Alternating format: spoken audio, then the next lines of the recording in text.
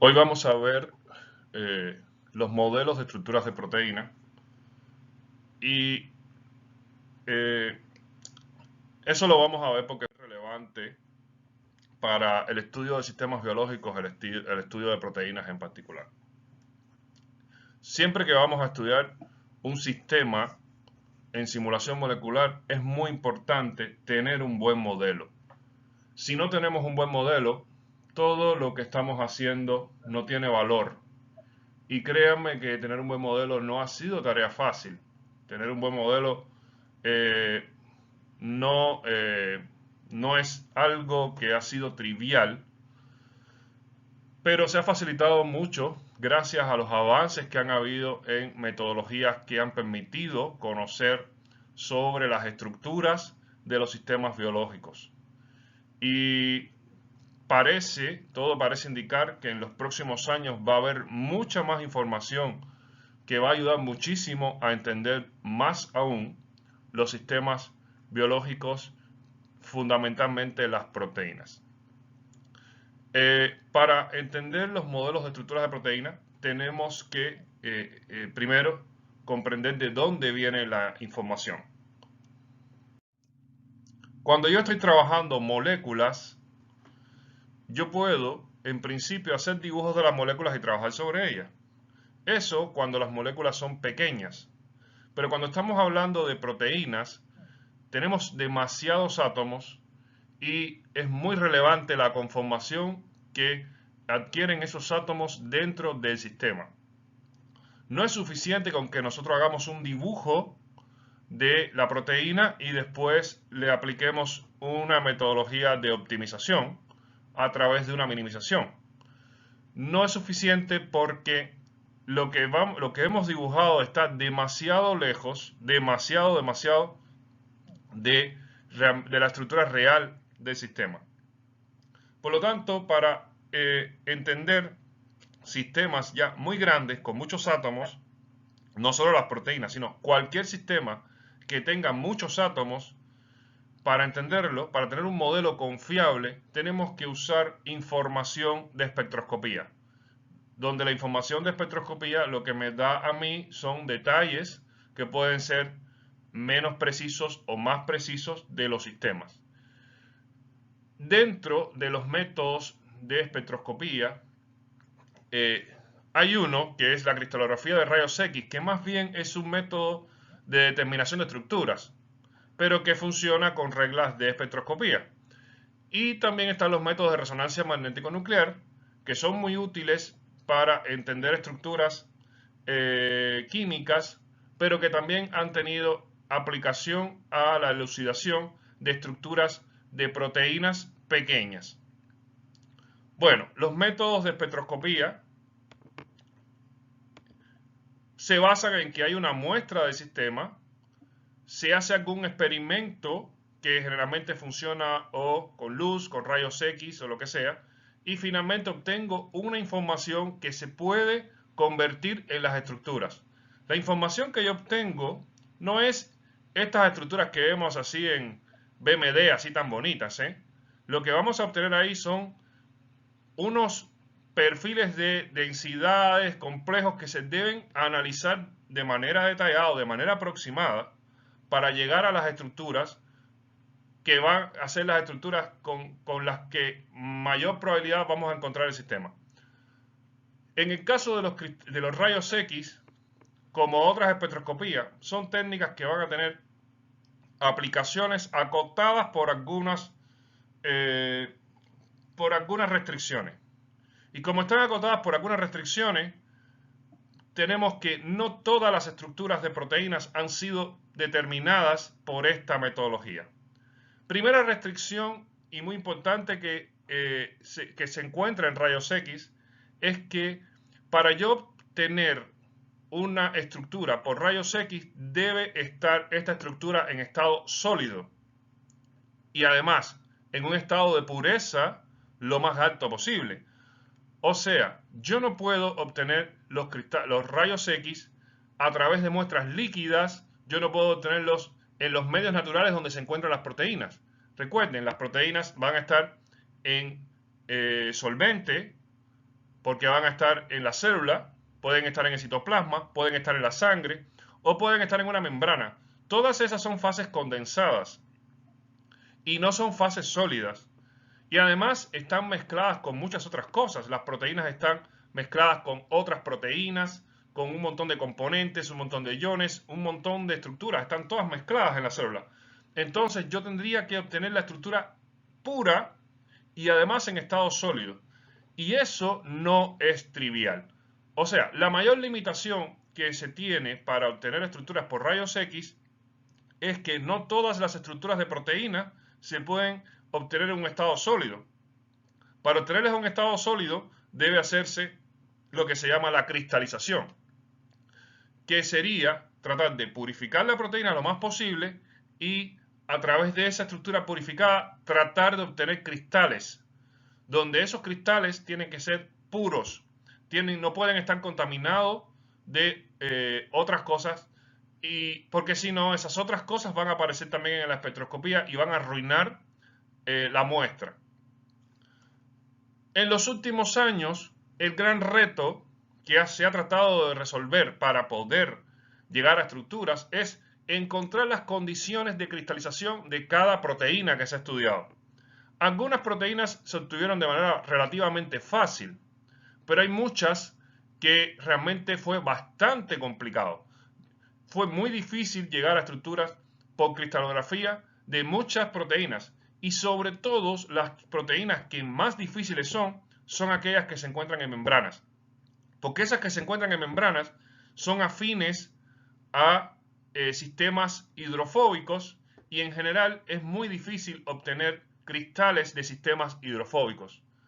Por lo tanto, si analizáramos hoy en día lo que tenemos en PDB, donde la gran mayoría de las proteínas que se encuentran ahí en PDB son cristales obtenidos por cristalografía de rayos X, nos vamos a encontrar que la gran mayoría son proteínas globulares, o sea, proteínas que están en agua, y muy pocas van a ser proteínas que están en membrana, porque estas que están en membrana son muy difíciles de cristalizar, lo cual no quiere decir que no sea posible. Hay proteínas de membrana que se han cristalizado, pero vamos a ver que la cantidad de proteínas de membrana que se han cristalizado son mucho menores. Ahora, una vez que uno obtiene un cristal de una proteína, se supone que ya esas condiciones van a ser reportadas y cualquier laboratorio debería ser capaz de replicar las condiciones de cristalización. Y además esas condiciones de cristalización van a ayudar también a obtener cristales de proteínas parecidas, y además de obtener cristales de la misma proteína pero en otras condiciones. Por ejemplo, si yo tengo el cristal de una proteína que interacciona con un medicamento determinado, yo puedo obtener el cristal de la proteína en estado puro, pero además puedo obtenerla con el medicamento incluido, porque realmente va a ser, no va a ser una gran perturbación la del medicamento al sistema. Entonces yo podría obtener la estructura de el medicamento incluido dentro de la proteína y en ese caso analizar cómo es que ocurre esa interacción. Entonces estamos obteniendo con cristalografía información de cómo interaccionan proteínas y medicamentos, lo cual es muy útil. Pero para eso lo primero es encontrar las condiciones de cómo se cristaliza la proteína. En general sale primero el cristal de la proteína sola, y después más adelante empiezan otros grupos o el mismo grupo a crear cristales de la proteína interaccionando con los distintos medicamentos que son relevantes.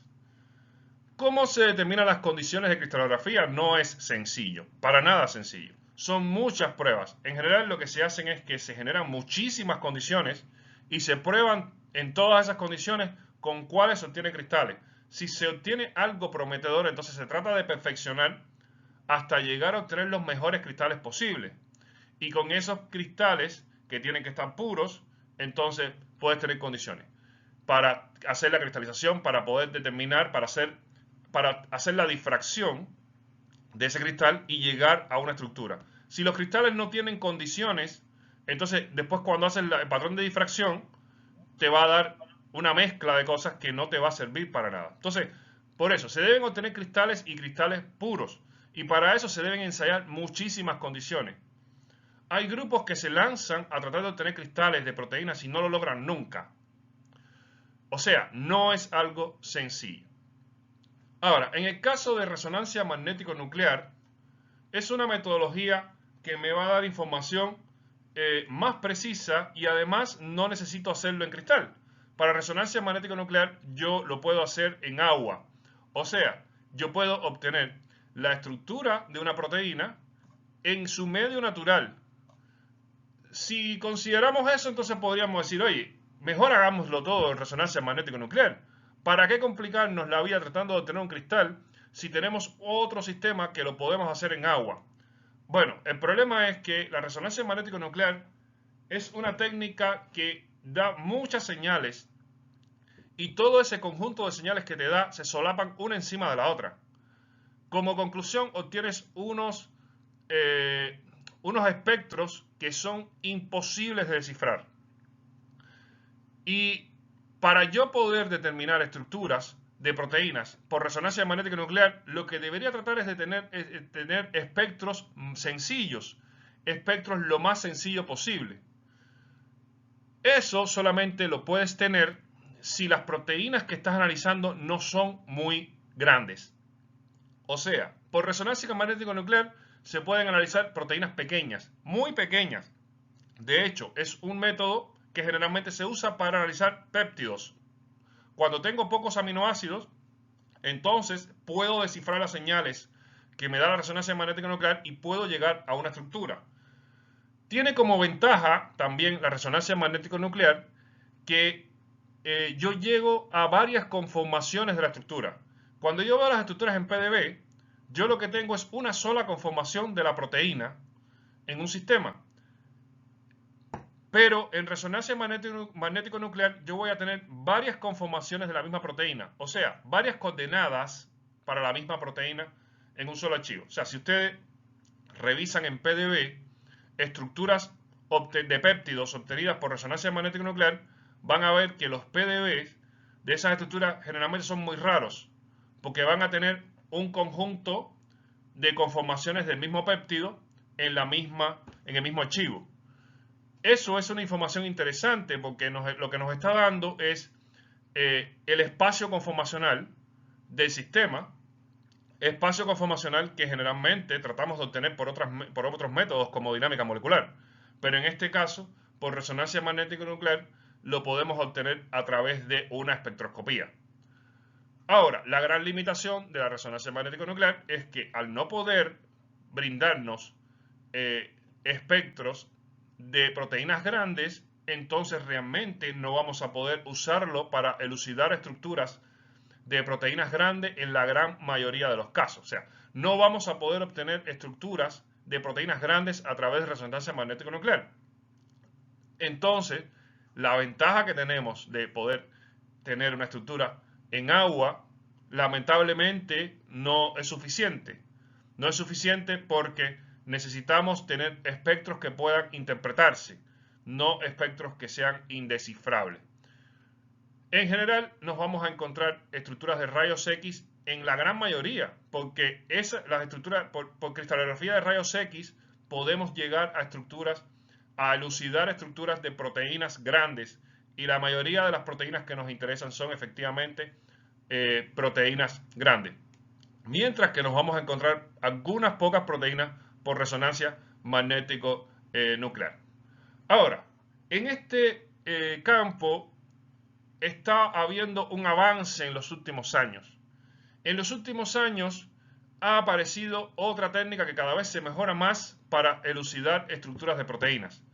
Esa técnica está desarrollada por ¿cómo se llama? Microscopía electrónica.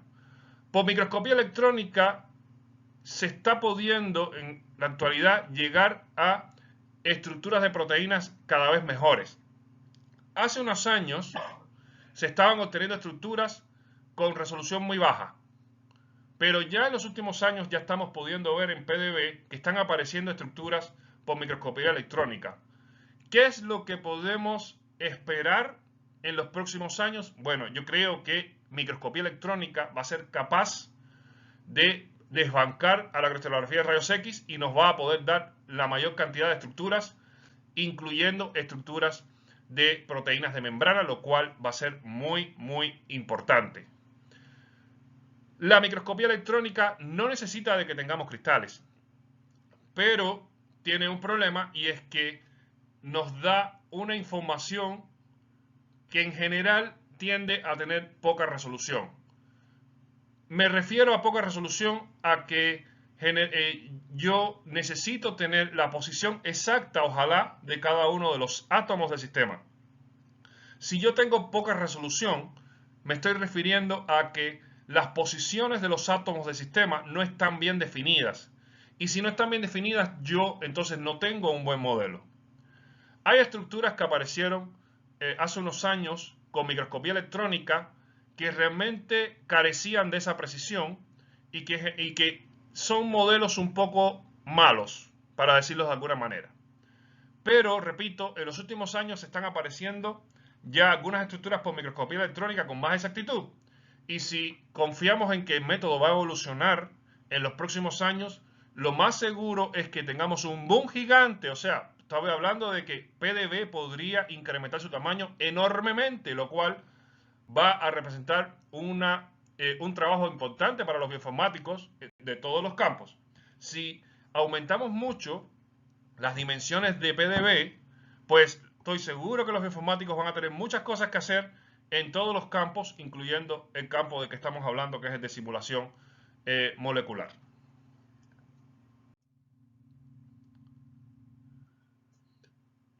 Bien, parte de la simulación molecular está relacionada con la obtención de estructuras de proteínas, porque, como ya les dije, si no tenemos un buen modelo de proteína, entonces no podemos hacer nada más. Si yo hago cálculos de simulación molecular eligiendo un buen modelo, entonces todo lo que estoy haciendo está mal. Aunque yo haya aplicado una técnica espectacular, aunque yo haya hecho muchos cálculos, si mi modelo inicial es malo, todo lo que yo estoy haciendo atrás entonces es malo. Entonces, es responsabilidad de cada persona que trabaja en simulación molecular tratar de tener el mejor modelo posible. Y el mejor modelo posible es el que esté en PDB, pero si no está en PDB, el que yo pueda construir con la mejor referencia en PDB. O sea, si yo no tengo la estructura de la proteína que yo quiero estudiar en PDB, entonces yo puedo construir modelos, y esos modelos los tengo que construir basados en la referencia que yo tenga en PDB. Esas referencias pueden venir de muchas maneras. Primero, puede ser que tengamos una proteína con estructura, con una función biológica similar, y ahí debemos entender que cuando tengo proteínas con funciones biológicas similares, es esperable que tengan una estructuras similares, lo cual quiere decir que yo podría crear la estructura de la proteína que quiero estudiar a partir de la estructura de una proteína que esté en PDB. Eso es factible, eso es posible, y hay metodologías para hacer eso. Ahora, si yo creo una estructura a partir de una de PDB y después esa estructura está en PDB, entonces estoy cometiendo un error garrafal. O sea, yo debo estar completamente seguro de que la estructura que estoy trabajando no está en PDB antes de lanzarme a crear un modelo.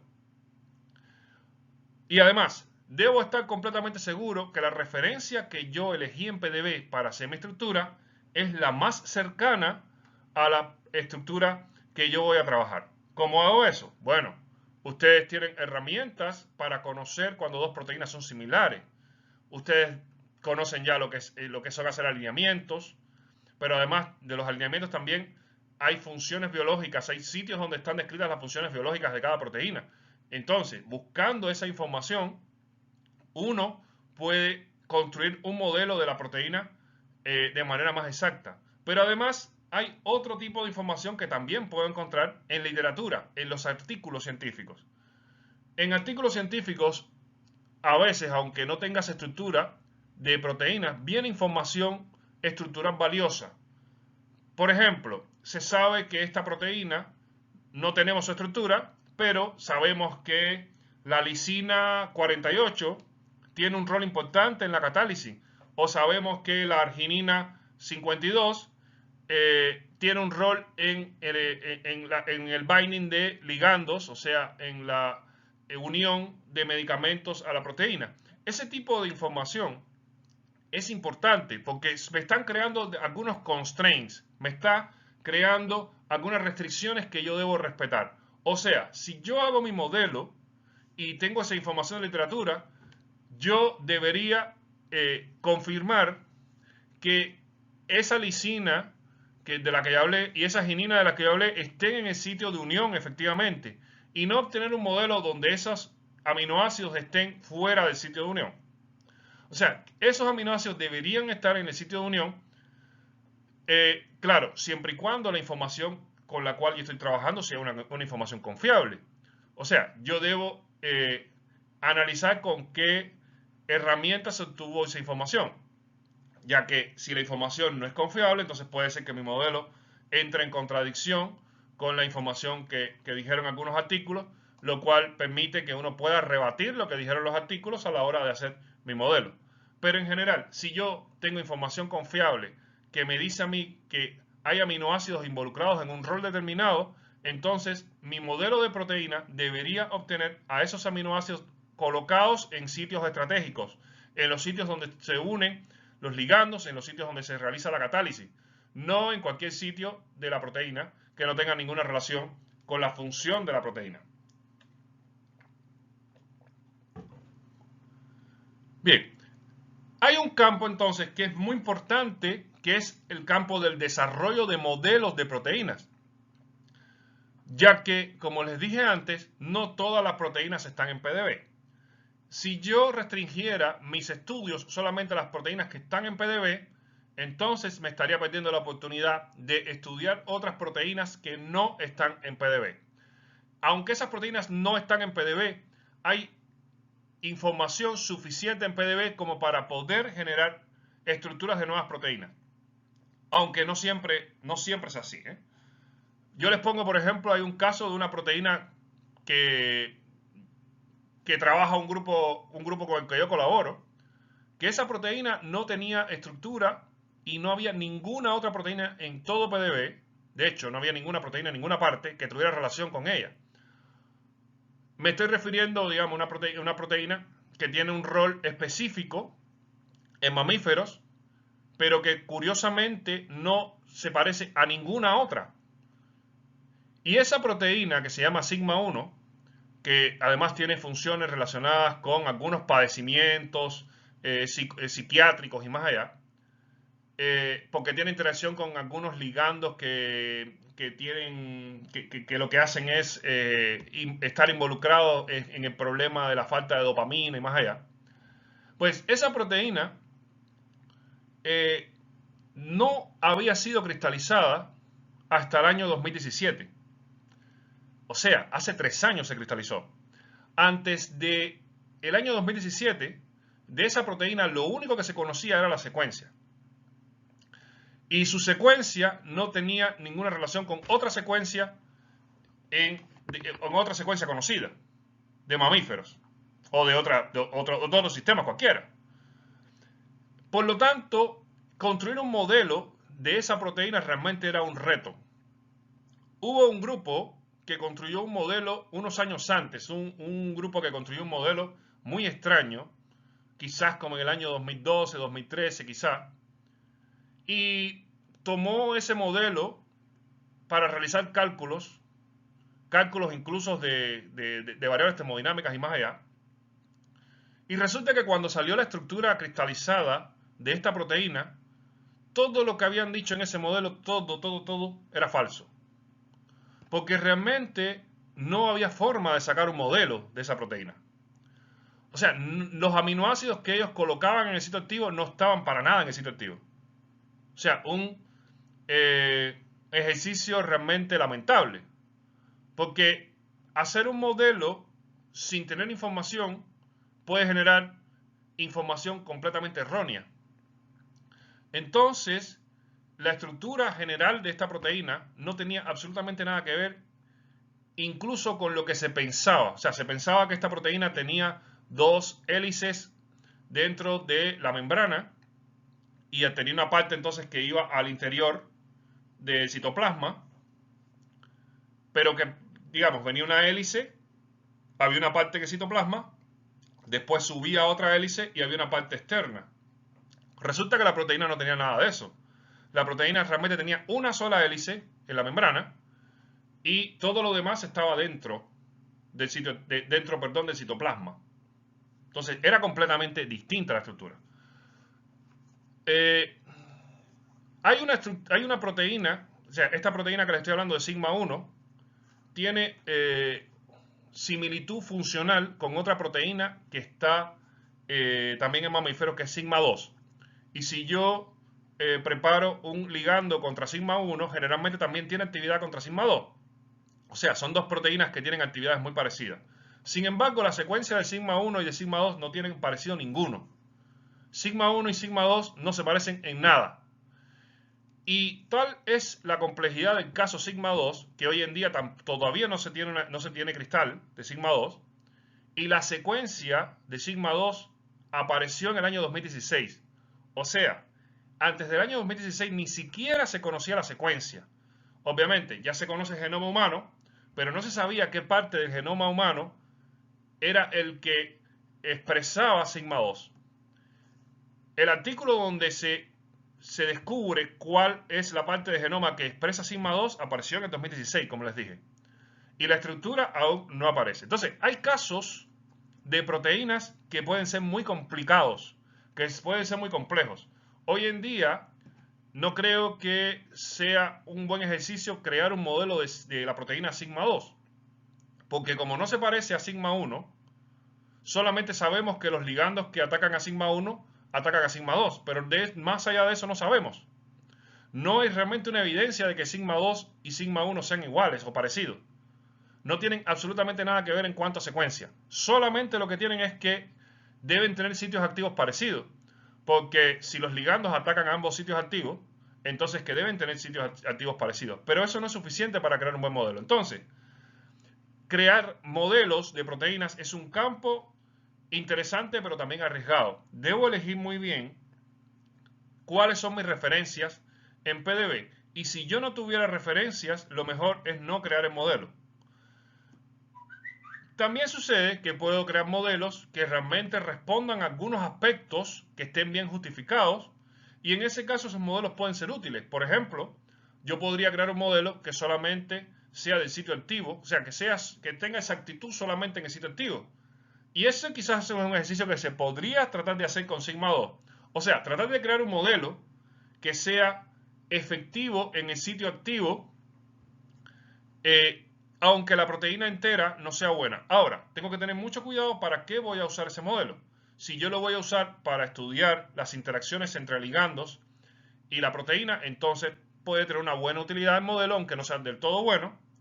Pero si yo lo voy a utilizar para estudiar la proteína en general, entonces seguramente estoy haciendo malos estudios porque elegí mal el modelo. Ahora, ¿qué nos acerca a tener la posibilidad de crear modelos de proteína? Primero debemos entender que las proteínas son polímeros. Son polímeros todas aquellas estructuras que contienen un conjunto de unidades que se repiten periódicamente, o puede ser que sea la misma unidad que se repite muchas veces, o puede ser dos unidades que se repiten muchas veces con cierta periodicidad o sin cierta periodicidad. En el caso de la proteína, vamos a tener que son 20 unidades, que son los 20 aminoácidos, que se repiten aleatoriamente o quizás con un orden que no es un orden periódico. Pero también las proteínas son polímeros. Y para estudiar las estructuras de polímeros, normalmente se creó una teoría que es la que define las conformaciones de los polímeros, y esa teoría se llama ovillo estadístico. El ovillo estadístico es una teoría que lo que describe que un polímero se puede enrollar de muchas maneras posibles. Suponga que usted toma un hilo de coser en las manos, y ese hilo de coser usted lo empieza a enrollarlo así de manera aleatoria con tus manos. Lo que obtienes es estadísticamente una probabilidad de todo lo que podrías obtener. O sea, si yo repito el mismo ejercicio con el hilo de coser y lo enrollo muchas veces de manera aleatoria, siempre voy a obtener conformaciones distintas del ovillo enrollado. Nunca voy a obtener una conformación repetida del ovillo enrollado. En el caso de los polímeros van a ser muchas unidades repetidas, de manera que podríamos considerarlo como este hilo de coser. Y si yo lo enrollo, él se podría enrollar de muchas maneras distintas. A diferencia de los polímeros convencionales, las proteínas tienen una ventaja. Esa ventaja es la que permite que yo pueda usar modelos, incluso es la que permite que se puedan determinar por rayos X las estructuras de proteínas, y no encontramos lo mismo con estructuras de polímero. Las proteínas se enrollan de una sola manera. Esa es la ventaja de la proteína. La proteína no se enrolla como un ovillo estadístico. La proteína se enrolla de una única manera. Y esa manera en la que se enrolla la proteína es fundamental, porque esa manera en la que ella se enrolla es la que crea los sitios de unión, la que crea los sitios de interacción. Si las proteínas se enrollaran de manera aleatoria, como el ovillo estadístico, no tendríamos sitio activo siempre. Tendríamos a veces un sitio activo y a veces tendríamos otro. Pero como las proteínas se enrollan de una única manera, entonces tenemos un sitio activo único o varios sitios en la proteína que siempre se conservan. Por supuesto que la proteína, una vez que está enrollada, tiene un movimiento, tiene partes que se mueven más, tienen partes que se mueven menos, pero va a tener solamente un enrollado. Los polímeros no. Los polímeros convencionales van a tener distintos enrollados siempre. Por lo tanto, yo no voy a poder determinar las estructuras de polímeros convencionales por cristalografía de rayos X. Porque para yo poder determinar por cristalografía de rayos X, tengo que tener siempre la misma estructura. No puedo tener distintas estructuras, porque todas entonces borrarían a la otra. Yo tengo que tener la misma estructura repetida muchas veces para yo poder determinar una proteína, para poder determinar un sistema molecular por rayos X. Entonces, las proteínas se pueden determinar por rayos X gracias a esta propiedad. Y además también gracias a esa propiedad podemos crear modelos de ellas. Si yo creo modelos de polímeros convencionales para hacer estudios similares a los que hago con las proteínas, voy a encontrarme muchos problemas porque los modelos de polímeros deben ser validados exhaustivamente.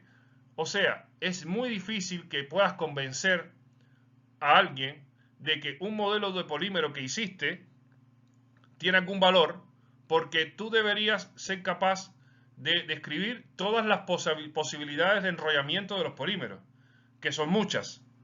Entonces, no puedes hacer lo mismo que haces con proteínas con los polímeros convencionales. Gracias a que las proteínas se enrollan de una única manera, gracias a que las proteínas no comparten la teoría del ovillo estadístico, sino que ellas se enrollan de una única manera, se pueden hacer estructuras de rayos X para determinar las estructuras de proteínas, y además se puede hacer también modelos, se pueden hacer modelos también que sean confiables para poder estudiar con simulación molecular las proteínas. Ahora, esa regularidad que obtenemos en las proteínas, esa forma única de enrollamiento que tienen las proteínas, se debe a ciertas cosas, a ciertas reglas que van a regir el enrollado de las proteínas. Primeras reglas, bueno, las conocemos ya. La formación de estructuras específicas en la estructura secundaria. Las proteínas son hábiles en formar alfa hélices y láminas betas. Y generalmente vamos a encontrar en todas las proteínas este tipo de estructura bastante repetida. Esto provoca un orden determinado que ayuda a que ocurra este enrollado específico de la proteína. Si las proteínas no formaran alfa hélices y láminas betas, seguramente tendrían una estadística de ovillo estadístico para formar sus estructuras, lo cual generaría desorden. Pero estas estructuras ayudan a que se cree un orden. Por lo tanto, yo en proteínas siempre voy a encontrar alfa-hélices o láminas beta. También algo que ayuda es la naturaleza de las cadenas laterales de los aminoácidos. Las naturalezas de las cadenas laterales de los aminoácidos se pueden dividir a grosso modo en cadenas hidrofóbicas y cadenas hidrofílicas, donde esa naturaleza de cadenas hidrofóbicas e hidrofílicas va a generar que se establezcan determinadas interacciones que también ayudan a ordenar el enrollado de la proteína. Vamos a ver también que dentro de las cadenas hidrofílicas vamos a tener grupos que ayudan a establecer interacciones por cargas que van a generar también cierto orden. Y dentro de las cadenas hidrofóbicas vamos a encontrar varios tipos de estructuras, tipo quizás un Lego, que se van a ajustar unas a otras y que van a provocar también que se establezcan grandes áreas hidrofóbicas en la proteína. Una de las reglas importantes en el enrollado de las proteínas es que vamos a encontrar los aminoácidos hidrofóbicos en el interior y vamos a encontrar los aminoácidos hidrofílicos en el exterior. Los aminoácidos hidrofílicos obviamente van a ser más afines al agua y se van a quedar en el exterior interaccionando con el agua. Los hidrofóbicos son más tienen fobia al agua, o sea, ellos se tratan de alejar del agua y lo que van a hacer entonces es incluirse en el interior de la proteína. Y esa regla va a ser esencial para el enrollado, porque cuando ocurre el enrollado, entonces los aminoácidos hidrofóbicos van a tratar de huir del agua, y para huir del agua, al acercarse entre ellos, entonces se están provocando ya ese enrollado. Ahora, esto de que en el exterior se encuentran los aminoácidos hidrofílicos se cumple siempre y cuando tengamos una proteína hidrofílica. Si tenemos una proteína hidrofóbica, como esta parte de la proteína que está aquí dentro de la membrana, entonces vamos a ver que los aminoácidos que vamos a encontrar aquí en la membrana expuestos van a ser hidrofóbicos, porque ellos van a estar expuestos a la membrana. Entonces tenemos una proteína como esta, que podríamos considerar que está compuesta de dos partes, donde hay una parte que está en el interior del citoplasma. Esta parte va a tener aminoácidos hidrofílicos en el exterior y esta parte va a tener aminoácidos hidrofóbicos en el exterior. En esta parte tenemos aminoácidos hidrofílicos en el exterior, aminoácidos hidrofóbicos en el interior, y en esta parte vamos a tener en general aminoácidos hidrofóbicos en toda la zona que está en interacción con la membrana y en toda la zona que crea interacciones entre las hélices también. Entonces, las reglas que están dadas por las cadenas laterales de los aminoácidos me van a ayudar a mí a que exista un enrollamiento también ordenado, y ese enrollamiento ordenado va a estar dado por las interacciones que va a tener la proteína con su entorno, donde si el entorno es hidrofílico, entonces vamos a tener que los aminoácidos expuestos a las superficies van a ser hidrofílicos. Pero si el entorno es hidrofóbico, los aminoácidos expuestos al entorno van a ser hidrofóbicos.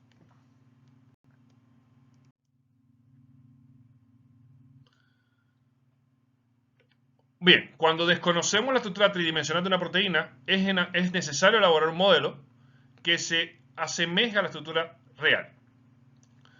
Considerando la secuencia de aminoácidos, se debe diseñar un modelo molecular explorando todo el espacio conformacional de la macromolécula con el propósito de encontrar la estructura más apropiada. El número total de conformaciones, si seguimos este precepto, va a ser grande, por lo tanto es necesario encontrar solo la conformación de mínima energía, y el mínimo global de la estructura va a ser asumido en su entorno a naturaleza más probable, o sea, en el agua. Bien, lo que estoy describiendo acá es lo que yo tendría como reto a la hora de yo determinar un modelo de una proteína. Yo tendría una secuencia de aminoácidos, y si yo quiero hacer un modelo de esa secuencia de aminoácidos, yo debería ser capaz de explorar todo el espacio conformacional de esa macromolécula. Eso me daría a mí un montón de posibilidades de enrollado, muchas. Si yo siguiera este precepto, entonces yo tendría que tratar de llegar a una estructura de mínima energía, pero en un problema donde voy a tener que recorrer muchos máximos. Voy a tener que atravesar muchos máximos para poder llegar a ese mínimo de energía. Además, ese mínimo de energía no lo necesito para un sistema en vacío, porque las proteínas están en agua, toman su estructura en agua. Por lo tanto, yo voy a tener que hacer una exploración también en presencia de un solvente. Y eso me complica más el problema de que yo quiera determinar un mínimo en la proteína. Ahora, vamos a ver que existen métodos para abordar esto de esta manera que les estoy diciendo. O sea, de que yo tenga la estructura de la secuencia aminoácida y que yo pueda diseñar un modelo basado en explorar las conformaciones. Pero les anticipo, ya por lo dicho, también les recalco que abordar el sistema de generar un modelo pensando en hacer esto que está descrito acá es un poco absurdo, ya que yo debo realmente utilizar las reglas de las cuales hablamos previamente.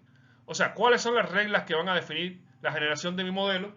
Bueno, esas reglas van a hacer que yo voy a poder basarme en las estructuras que previamente ya fueron creadas, las estructuras que están en PDB, y con esas estructuras yo voy a poder generar un constraint del sistema. Voy a poder, por ejemplo, si en PDB está la estructura aquí que está en rojo, lo mejor es que yo tome para determinar la estructura en amarillo, que va a ser una estructura de secuencia parecida, que trate de llevar esa estructura a la conformación que ya tenía en rojo y parto de ahí mi búsqueda. Imagínense que yo tenga que encontrar la estructura, que va a ser una estructura parecida a la estructura que tengo de referencia, pero por un método de exploración conformacional. Va a ser un cálculo interminable, va a ser un cálculo realmente muy complejo. Bueno, como les había dicho, existen métodos para hacer predicción de estructuras basados en que conozcamos la secuencia y hagamos una búsqueda, digamos, casi aleatoria. Sin embargo, estos métodos van a tener siempre algún uso de la información previa que ya existe y en general vamos a ver que van a tener utilidades en función de el tipo de proteína que estemos tratando de modelar. Por ejemplo, un método que existe es el llamado build-up y que va a ser útil para construir péptidos usando como referencia estructuras tridimensionales de aminoácidos ya existentes. Vamos a ubicar que estos métodos, de los cuales vamos a hablar ahora, generalmente podrían usarse para determinar péptidos. Debemos entender que no todas las estructuras de proteínas están disponibles en PDB, pero PDB como tal es una fuente de información que me puede servir de ayuda. El build-up va a usar un poco de eso porque va a crear un dipéptido y va a tratar de ajustar el dipéptido que obtenemos a templados solamente de 2 aminoácidos. Por ejemplo, si yo tengo que los 2 aminoácidos primeros son tirosina y glicina, por ejemplo, tirosina y glicina, entonces él va a buscar un templado que tenga tirosina y glicina, y entonces va a ajustar esos 2 aminoácidos a ese templado. Después va a hacer una minimización de estructura y después va a adicionar el siguiente aminoácido, que en este caso sería fenilalanina, y una vez que tiene fenilalanina, entonces va a buscar un templado otra vez nuevamente y va a minimizar. O sea, va a ir colocando los aminoácidos, pero no de manera caprichosa, sino va a tratar de colocarlos de manera que yo pueda usar como referencia la información que ya tengo en PDB. Porque seguramente en PDB voy a tener información de dipéptidos entre tirosina y glicina, y también voy a tener información sobre tripéptidos, tripéptidos, claro, de tirosina, glicina, fenilalanina y más allá. Entonces, yo voy a ir generando la estructura basado en usar templados que se identifiquen previamente, se minimiza la estructura y así voy a ir armando los péptidos. Nuevamente, no consideren esto para la modelación de proteínas grandes, porque en la modelación de proteínas grandes, imagínense lo que sería ir agregando aminoácidos uno por uno. Para la modelación de proteínas grandes vamos a ver que lo ideal es usar la modelación comparativa, donde voy a estar comparando modelos de proteínas grandes con la secuencia de aminoácidos grandes, hacer un alineamiento y comparar las estructuras. Pero esto sí va a ser útil cuando yo estoy hablando de la modelación de péptidos.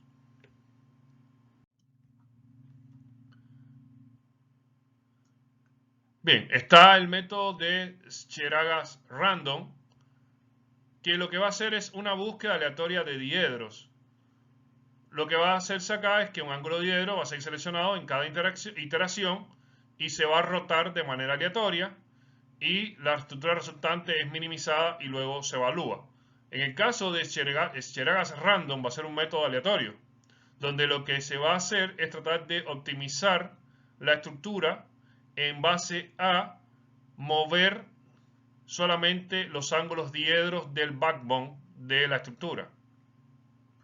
En este caso, no estoy usando como referencia ninguna información de PDB, y también podría ser útil en el caso del modelamiento de péptidos, ya que este esquema tampoco va a ser aplicable a proteínas grandes, ya que tendría que hacer muchos cálculos. O sea, cuando yo minimice estructuras más grandes, igual va a ser muy costoso. Por lo tanto, vamos a ver que el Cheragas Random va a ser un método que me va a permitir a mí sacar estructuras de péptidos pequeños. Está el método electrostático Monte Carlo, que lo que va a hacer es una búsqueda conformacional aleatoria, pero va a incorporar las interacciones electrostáticas de largo alcance, lo cual me permite resolver un problema que surge en las proteínas. Las estructuras de largo alcance deben ser descritas, y en la proteína ya eso podría ayudar a que se provoque un enrollamiento. Vamos a ver que en este caso un enlace amida es aleatoriamente seleccionado y los ángulos de torsiones del backbone son modificados con el objetivo de encontrar un dipolo alineado de manera óptima con el campo electrostático local. La conformación que se obtiene va a ser minimizada y evaluada. Este método, desde el punto de vista didáctico, tiene la curiosidad de que interacciona, de que describe interacciones más allá de una simple búsqueda y minimizar, pero nuevamente no tiene mucho valor para sacar proteínas más grandes, pero es una metodología que también uno podría usar para sacar estructuras de algún péptido determinado. O incluso uno podría usar varios de los métodos los que les he comentado acá y otros métodos que existen para sacar estructuras de péptidos y comparar esas estructuras entre ellas para así poder tratar de llegar a un modelamiento más adecuado en el caso de que esté buscando modelamiento de péptidos.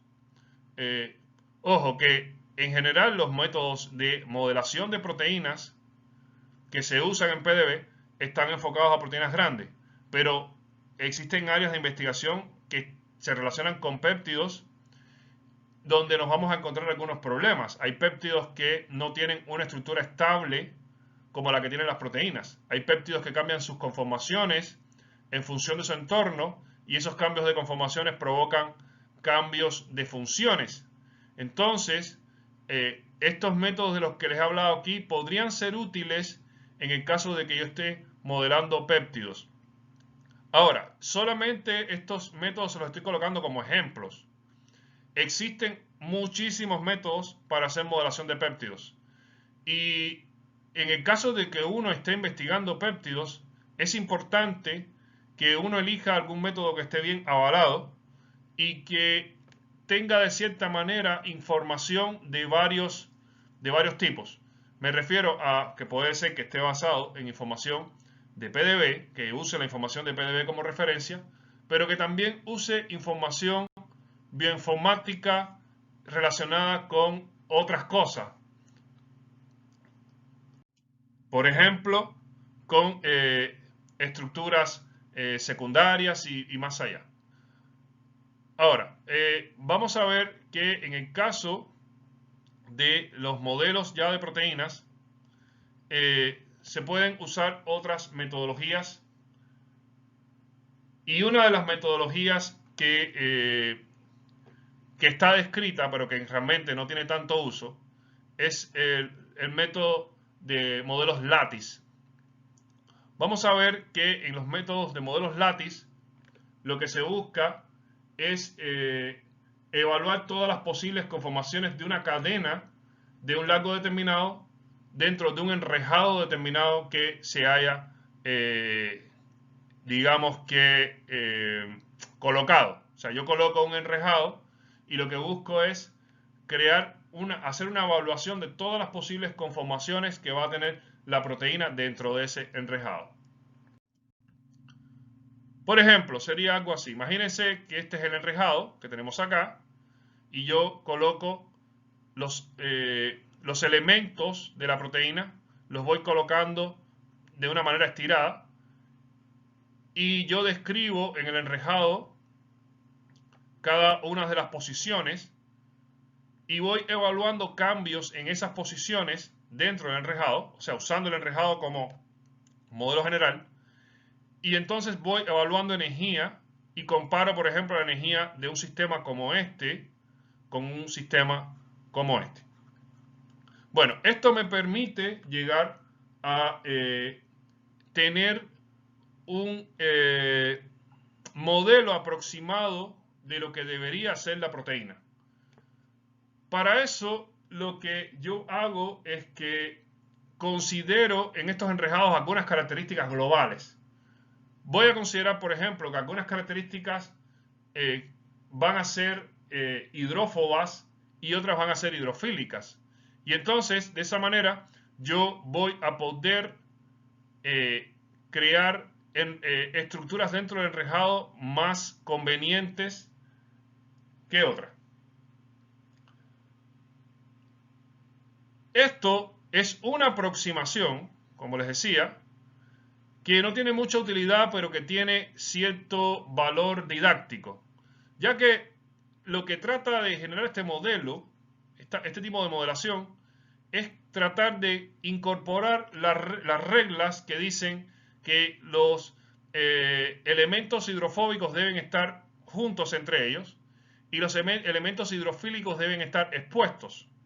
Entonces va a ser una búsqueda algo aleatoria, pero no del todo aleatoria, porque no todas las conformaciones que vamos a tener aquí van a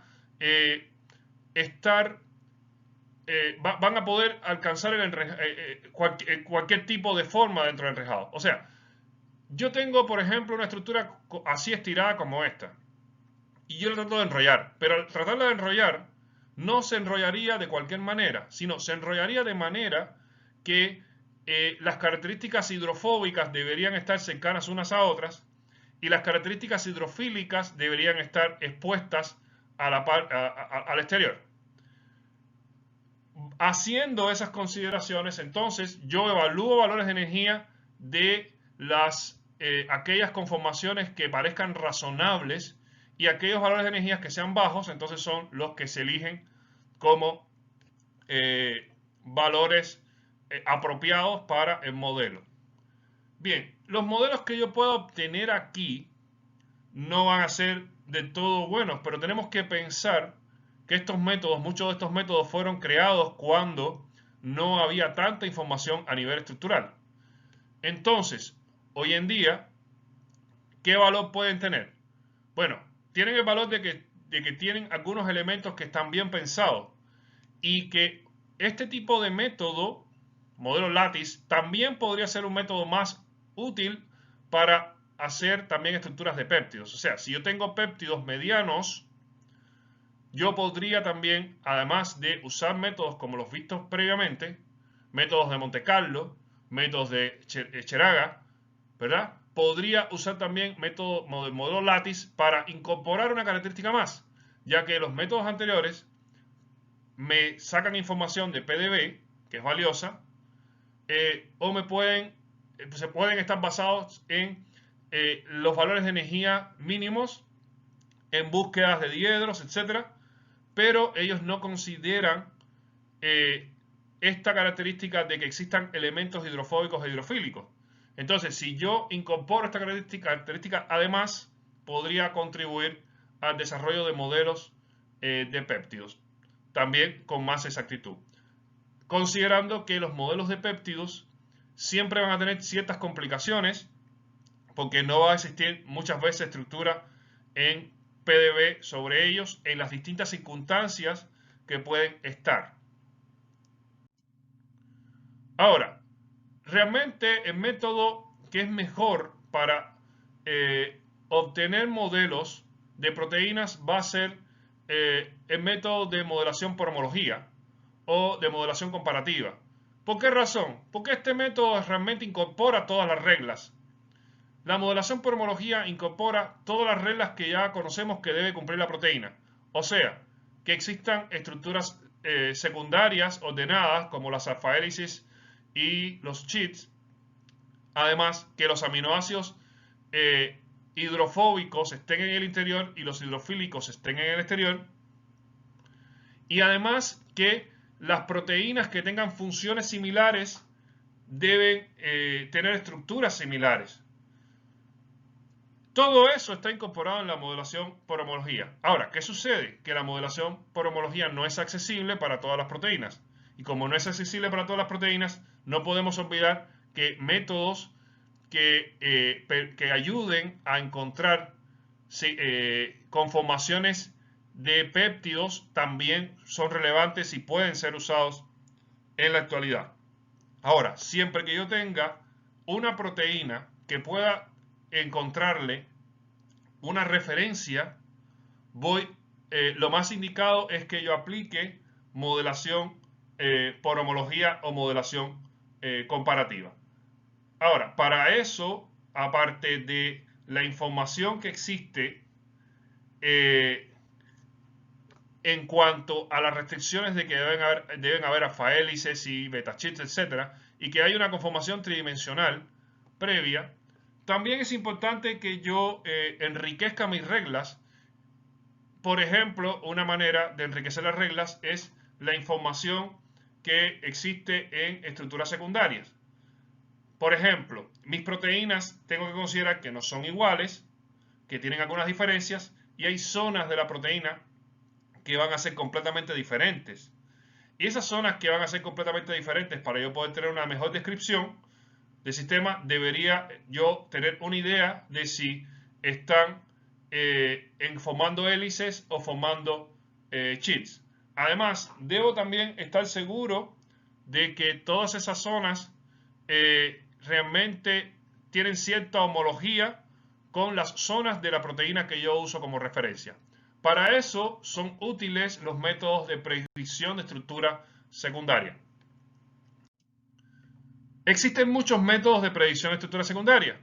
Existen muchos algoritmos que permiten predecir las estructuras secundarias. Cuando yo voy a hacer un modelo por homología, conviene que yo use predicciones de estructura secundaria para estar seguro de que ambas proteínas tendrían la misma estructura secundaria. Sobre todo cuando la similitud entre ellas no es tan alta. Si yo tengo niveles de similitud elevados, por ejemplo, por encima de 50-60%, bueno, en ese caso yo podría casi confiar en que las dos proteínas tienen la misma estructura. Pero si yo tengo niveles de similitud bajos, por debajo, por ejemplo, del 40%, o incluso por debajo del 30%, que es más o menos que ya es el límite por el cual ya uno no debería hacer un modelo por homología, entonces ahí debo ser más cauteloso. Por debajo del 30% no se deben hacer modelos por homología, pero hay determinadas áreas de investigación que sí usan modelos por homología por debajo del 30%.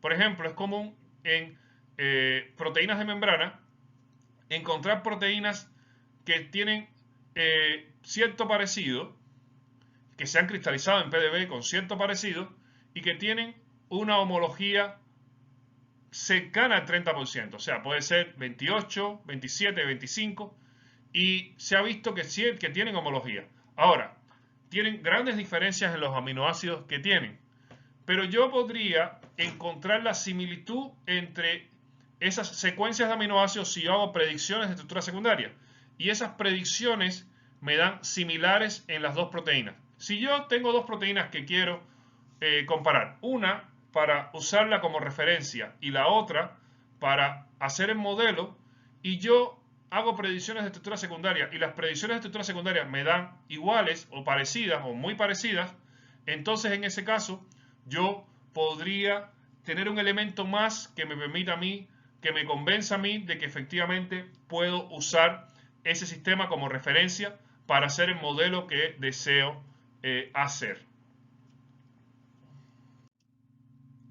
Bueno, el modelo comparativo voy a hacerlo usando la secuencia, voy a tener una estructura templado o estructura de referencia, hago el alineamiento entre las dos estructuras y una vez que hago el alineamiento, entonces tengo un modelo donde ese modelo, fíjense que va a tener la misma forma que el templado, porque realmente los aminoácidos se van a colocar en el lugar donde decidió el alineamiento.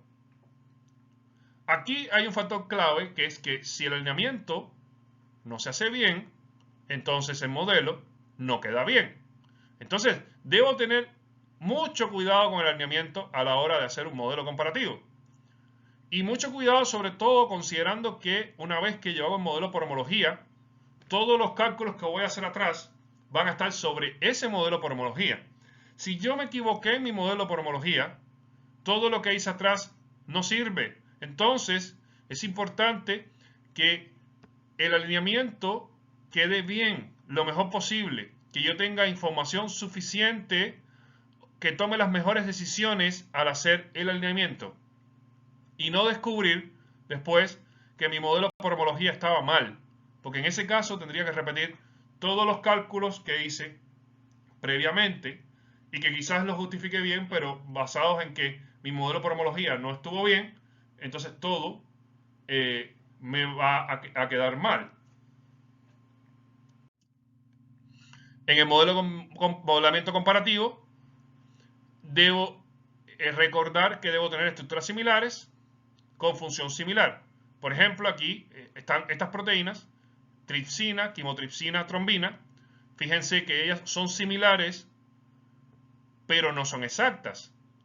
Si uno explora aquí visualmente la tripsina y la quimotripsina, vemos cierto parecido. Y también con la trombina. Pero si usted, sobre todo la trombina, ya nos parece que es un poco distinta, a pesar de que aquí podemos ver los elementos más o menos que las conectan entre ellas. Son proteínas que tienen la misma función, son proteínas que son homólogas, pero fíjense que si yo hubiera hecho un modelo de trombina basado en tripsina, habrían algunas diferencias con respecto al modelo obtenido de trombina con respecto a la estructura que está en PDB.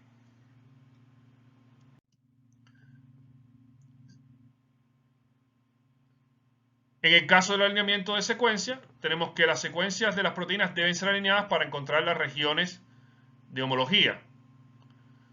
En este caso tenemos aquí la tripsina, quimotripsina y trombina, y vemos que en el alineamiento ellas son parecidas, pero aquí vienen señaladas algunas zonas que son esenciales. Y estas zonas que son esenciales generalmente van a quedar en el sitio de unión. Por ejemplo, aquí tenemos esta histidina, que se repite en los 3 casos, este aspartato, que se repite en los 3 casos, y esta serina, que se repite en los 3 casos. Estos 3 aminoácidos quedan en el sitio activo y deben quedar ahí. Fíjense que, aunque se orientan de manera similar, no son exactamente iguales. Sin embargo, las estructuras tienen un parecido que va a estar dado en puntos claves. Si yo hago un modelo por homología, lo ideal es que yo conozca cuáles son esos puntos claves. O sea, si yo tuviera la información de la tripsina y la quimotripsina y quisiera hacer el modelo de trombina, yo debería tener estudiado previamente cuáles son los aminoácidos claves de tripsina y quimotripsina. Debería buscar dónde están esos aminoácidos claves en el espacio tridimensional. Debería localizar esos aminoácidos claves en la secuencia de la proteína que quiero modelar, en este caso trombina. Y debería estar absolutamente seguro de que esos aminoácidos queden en el lugar donde deben quedar. Eso es importante porque si yo voy a utilizar mi modelo por homología para cálculos después, entonces mi modelo debe tener una descripción lo mejor posible de los aminoácidos claves. Yo debo estar convencido de que los aminoácidos claves están en el sitio donde deben estar. Y ese convencimiento no lo puedo tener después que hice el modelo y trabajé con él, después que hice dinámicas moleculares y más allá. No, debo tenerlo antes. Antes de yo comenzar a hacer cálculos posteriores, yo debo estar seguro de que mi modelo por homología tiene aquellos aspectos básicos que son esenciales, que ya fueron descritos como esenciales en las proteínas que son familiares suyos. Y en este caso, las proteínas que yo uso como templado tienen una información que yo debo conocer, que yo debo dominar y que yo debo buscar en mi sistema. No puedo olvidarme de eso, ¿ok?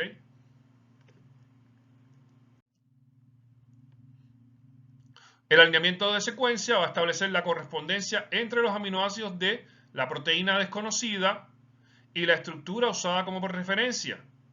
Para construir el modelo se definirán las regiones estructuralmente conservadas y las regiones que presentan diferencias estructurales. Cuando el programa me hace el cálculo de la modelación comparativa, esto es lo primero que él hace. Después que se hace el alineamiento, el programa va a buscar aquellas regiones estructurales que estén conservadas, porque esas regiones son las que van a guiar el modelamiento. Y aquellas que presentan diferencias estructurales se resuelven posteriormente. O sea, estas que tienen regiones estructurales conservadas son las que guían el cálculo de la modelación por homología. Estas otras se complementan después. Las regiones conservadas se encuentran comúnmente en el núcleo de la proteína o en el sitio activo. Esto es lo más usual que nos vamos a encontrar. Aquellos aminoácidos que son esenciales para la función de la proteína siempre o casi siempre se van a encontrar en lugares claves. Algunos van a estar vinculados con la función biológica de la proteína y otros van a estar vinculados con el enrollamiento, con que se conserve el enrollamiento de la proteína. Esos aminoácidos son identificados por el programa que hace el modelamiento comparativo y los coloca en los lugares claves. Las regiones conservadas, que generalmente son identificadas haciendo un análisis bioinformático a nivel secuencia, deben tener una posición determinada a nivel tridimensional para el estudio en simulación molecular. Por lo tanto, el modelo por comparación, el modelo por homología, el modelo comparativo debe tener esa información bien colocada. Es esencial que esa información esté bien colocada. Y obviamente, para que ocurra el procedimiento, el programa va a trabajar con esas localizaciones como prioritarias. Y el resto de las localizaciones las va a modelar de una manera un poco más, un poco menos específica. Muchas veces vamos a encontrar que las regiones variables, las regiones que son muy variables, van a corresponder a loops que conectan las estructuras secundarias. Y aquí hay todo un tema. Porque cuando las estructuras que no corresponden se ajustan como hélices, en general la hélice es más fácil de modelar. Pero el loop que tiene una estructura que no es específica, que tiene una estructura que no es ordenada, el loop puede generar bastantes complicaciones. Y vamos a ver que los modelos de modelación, perdón, los programas que hacen modelación comparativa van a tener un tratamiento especial para los loops. Van a tratar de buscar la mejor variante de los loops ubicada en las zonas que ya fueron previamente identificadas como zonas conservadas. En general, lo que vamos a encontrar es que los modelos comparativos van a tratar de generarnos varias opciones de loop y las van a ordenar en función de valores de energía. Y nos van a proponer a nosotros cuál es la mejor opción de loop. Pero no podemos olvidar que esos loops están determinados con poca precisión. Y si yo voy a sacar conclusiones en mi estudio de zonas que fueron modeladas y que son loops y que no se conservan en las proteínas, debo ser muy cuidadoso, porque los loops fueron generados con menos precisión. Y ahí tenemos una característica de la modelación comparativa. En el modelo hecho por modelación comparativa, no tenemos precisión, no tenemos la misma precisión en todos lados. Tenemos algunas zonas que quedan con bastante imprecisión y yo debo ser muy cuidadoso con eso. A pesar de que yo puedo usar los modelos por homología, la información que ellos me dan debe ser tratada con mucho cuidado, porque no todas las zonas del modelo por homología fueron descritas de igual manera. Aquellas zonas que se parecen mucho a la proteína de referencia están descritas con mayor exactitud, y aquellas zonas que se diferencian bastante de la proteína de referencia están descritas por aproximaciones que son un poco empíricas. No van a ser aproximaciones muy exactas. Lo que van a buscar es rellenar, conectar zonas de la secuencia con conformaciones que van a estar minimizadas, pero que van a estar un poco restringidas a las posiciones que se establecieron previamente, y los niveles de minimización que tienen son niveles de minimización bajos, no son muy eficientes, me refiero. No fueron hechos a través de métodos cuánticos, no fueron hechos a través de términos de energía estrictos. Por lo tanto, los loops en los modelos comparativos no son muy exactos. Ojo, los loops en los modelos, en las secuencias en las proteínas también en PDB tampoco son del todo exactos. Muchas veces en las proteínas de PDB faltan los loops, lo cual sucede porque no pudieron determinarse, porque tenían demasiada movilidad y no se determinaron bien a la hora de hacer el experimento. Y otras veces están los loops, pero los loops tienen movimiento y la descripción que tenemos es una descripción particular de las condiciones de cristalización y no son del todo confiables. En general, los loops en las estructuras de proteínas no son del todo confiables, pero desconfíen mucho más cuando esa proteína fue hecha por modelación por homología.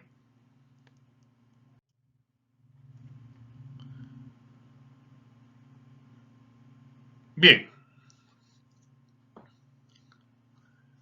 existen tres métodos para construir un modelo molecular: armar la estructura juntando cuerpos rígidos, tomando desde proteínas usadas como templado. O sea, yo junto cuerpos rígidos. La estructura se obtiene ensamblando la proteína mediante la unión de pequeños segmentos o mediante la reconstrucción de un conjunto de coordenadas. Y se genera una serie de restraints espaciales desde el templado, los cuales son usados para un proceso de optimización de la estructura que se desea modelar.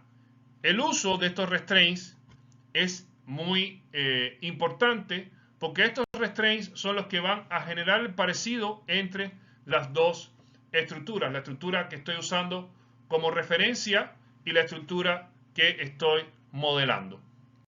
Las etapas que yo puedo identificar en el modelo comparativo es, primero se modela el backbone. Primero yo coloco las posiciones del backbone, o sea, las posiciones de la cadena central de la proteína. Luego, al core de la proteína se le agregan los loops, o sea, los loops se agregan después, las posiciones aproximadas de los loops. Después se agregan las cadenas laterales de todos los aminoácidos. O sea, las cadenas laterales se ubican después que yo ubiqué el backbone. O sea, el backbone yo lo ubiqué tratando de seguir la proteína que usé como templado. Y las cadenas laterales después se ubican para llenar, para colocar, perdón, para tratar de tener la posición aproximada de ya todo el sistema. Ahora, una vez que yo tengo eso, ese sistema está con grandes problemas energéticos, porque ahí todo fue colocado, pero no se verificó realmente la tensión que podría existir entre los átomos colocados. Por lo tanto, después que yo hago un modelo por homología, es fundamental que yo minimice el sistema. Y esa minimización del sistema la puedo hacer por un protocolo de dinámica molecular. O sea, yo puedo tomar el modelo, hacerle minimización con una serie de pasos y después de la minimización hago la dinámica molecular del sistema para hacer un muestreo con formaciones del sistema y que el sistema quede bien relajado. Recuerden que yo no puedo hacer dinámica molecular si no hago previamente minimización. Y recuerden también que la dinámica molecular al inicio tiene parámetros con un comportamiento inestable que se estabilizan una vez que la dinámica pasa a una etapa que llamamos equilibrado. Si yo quiero tener un modelo por homología completo, yo entonces debería hacer el procedimiento de crear el modelo con el templado.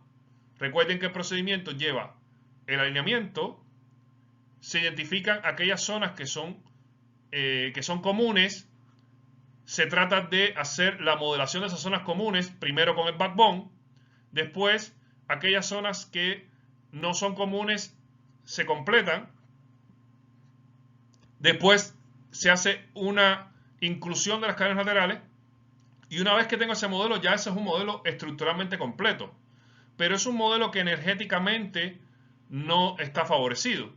Por lo tanto, para yo tener un modelo completo debo tener una minimización energética, debo tenerlo energéticamente fiable y esa minimización energética la hago a través de una minimización previa y después una dinámica molecular para que el modelo quede de una manera estable.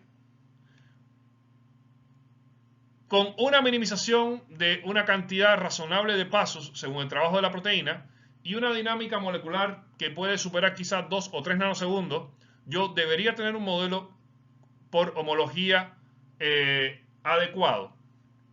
Siempre y cuando yo haya tomado las medidas pertinentes, siempre y cuando yo haya tomado las medidas de analizar bien que los aminoácidos estén bien ubicados, que aquellos aminoácidos claves estén colocados en los puntos claves, considerando que la función de mi proteína es parecida a la función de la proteína templado, entonces mi proteína debería tener los mismos aminoácidos claves que la proteína templado colocados en lugares estratégicos.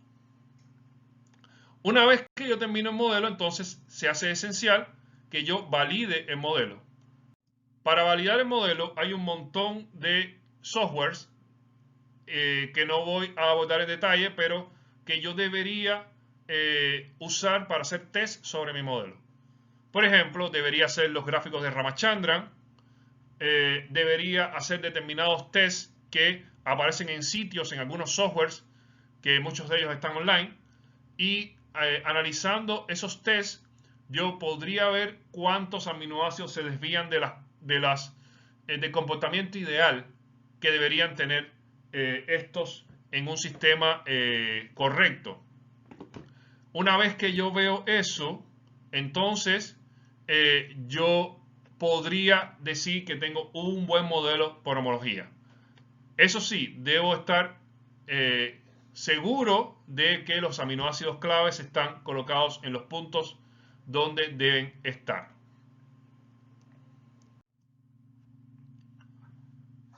Bien, aunque yo tenga un modelo por homología bien hecho, con un buen alineamiento y con una buena, con unos buenos tests. O sea, yo terminé mi modelo, hice minimización, hice dinámica, obtuve un modelo muy bonito, muy relajadito. Le hice los tests que aparecen para verificar la calidad de los modelos, ¿ok? Aún así, mis modelos siempre van a ser un poco malos, porque hay algunos errores que son inherentes en los modelos comparativos. El más grave son los errores de posición. Es casi imposible que en un modelo comparativo todos los aminoácidos queden en su posición. Pueden haber zonas donde el aminoácido no queda en su posición. Me refiero a que puede ser que el aminoácido no quede ubicado en la posición donde tridimensionalmente debería estar. Porque, por ejemplo, cuando modelamos un loop, puede ser que el loop que yo modelé realmente no es igual al loop que realmente va a tener la proteína después cuando se saca su estructura cristalográfica. O sea, si ustedes realizan el ejercicio de ver modelos por homología que fueron hechos y reportados y los comparan con estructuras de esas proteínas que aparecieron después, siempre van a notar diferencias. Siempre van a encontrar aminoácidos que no están en el lugar donde deberían estar. Cuando no están porque no están en el lugar ya que se determinó un loop con una conformación distinta, se habla de errores debido a la conducción del templado.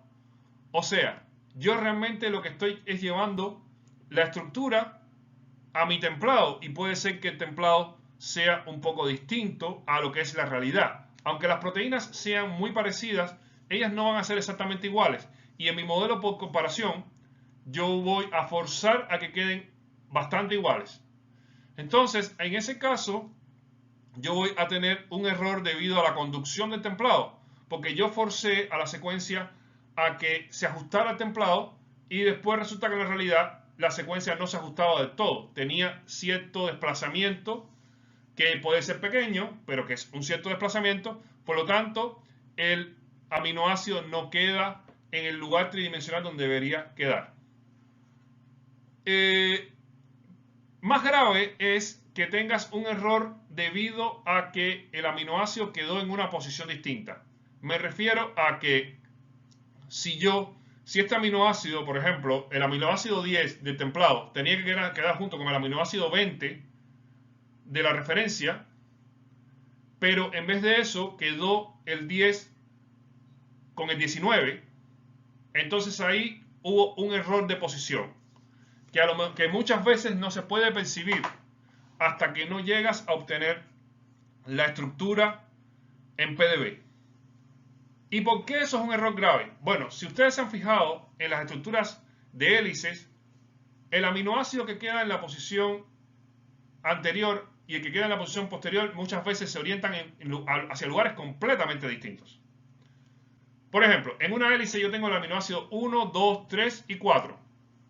El 1 mira hacia la izquierda y el 2 puede quedar mirando hacia la derecha. El 3 puede quedar mirando hacia el fondo. Y así los tres aminoácidos que son posición 1, 2 y 3 quedaron orientados hacia posiciones distintas. Si cuando yo estoy haciendo la modelación comparativa, yo dejé el aminoácido 1, 2 y 3 enfrentados al aminoácido 11, 12 y 13 de la proteína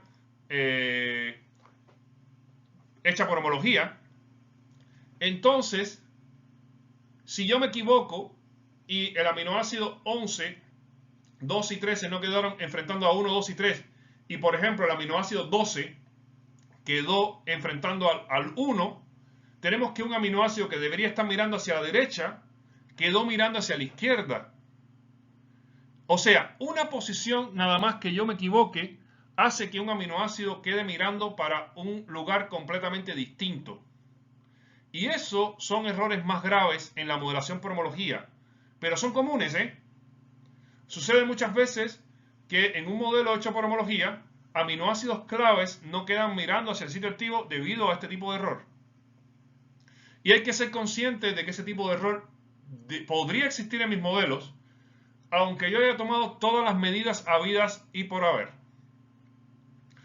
Siempre hay que desconfiar un poco de los modelos hechos por homología. Y aquí les dejo, para terminar, una advertencia.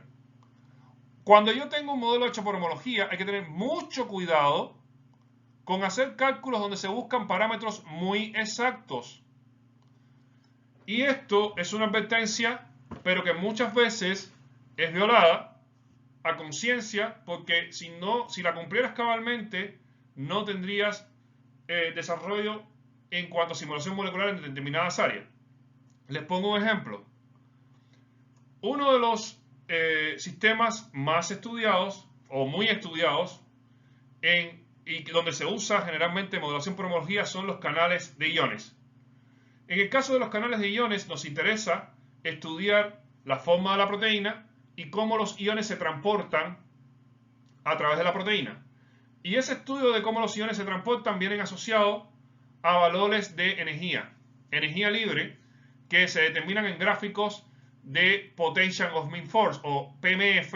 Recuerden que los PMF son una manera de determinar valores de delta G, lo vimos en la clase anterior.